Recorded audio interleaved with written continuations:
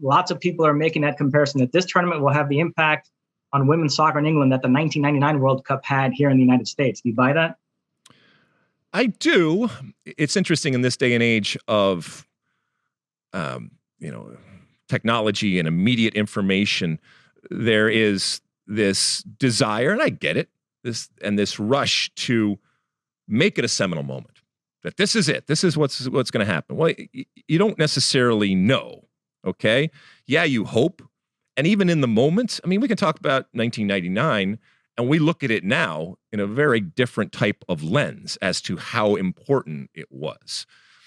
I'm not saying you don't feel something in that moment, but you're also realistic as to it can go a bunch of different ways, and the circus leaves town and all those different things that have happened. I do think that there was a genuine feeling in this moment that this was going to help kick on and propel the women's game, in particular in Europe, to new levels, which, by the way, it's already been in a rapid ascent, and more resources and more attention is being paid. But to have this type of moment where everybody celebrated the game, not just the women's game, but the game, and from an English perspective, to have the women's team do what the men's team has failed to do, and all of that type of dynamic going on.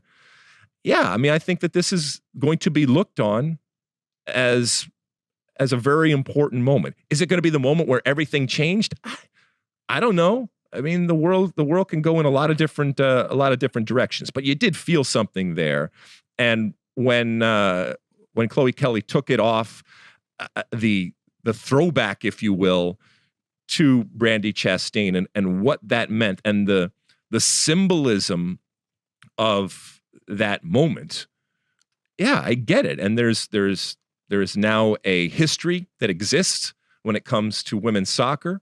That is what she was playing on in that moment.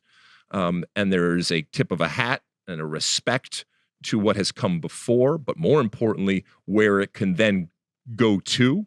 Because if you take the progress that was made after 99 to now, and you extrapolate that out, and you look at what could potentially happen just in the next 10 years, I certainly think that there is reason to not just celebrate this moment, but to look at it as the lighting of a fire that is going to burn bright going forward. When it comes to England, England's kind of like Seattle, right? They're insufferable. Okay. So I get it. You're celebrating as if you won a World Cup. Right? And I know we are spoiled to a certain extent when it comes to our women's soccer. 2 World Cups in a row, going for the 3rd, number 1 team in the world. I will let England have their moments because of, I think, what it represents, as we said, to the sport. But now, not only do I want the U.S. to win next summer in Australia and New Zealand, and to be the first team, men's or women's, ever to win 3 World Cups in a row, but I want them to crush England, okay? Listen, as I said, we're going to listen to them probably for the next year, even regardless of what happens actually, because of what happens in November and December, we are going to hear them celebrate this for the next year. Like I said, celebrating a Euro title as if it was as if it was a World Cup.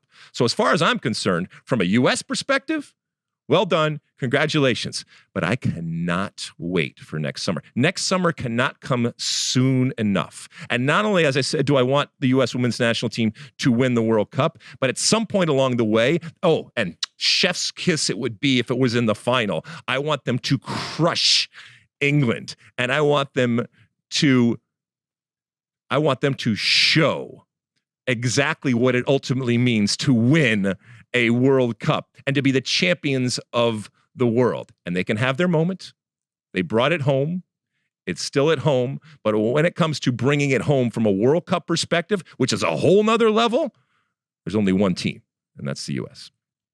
You like that clip? Well, my State of the Union podcast drops every week. Subscribe now on Apple Podcasts, Spotify, or wherever you get your podcasts.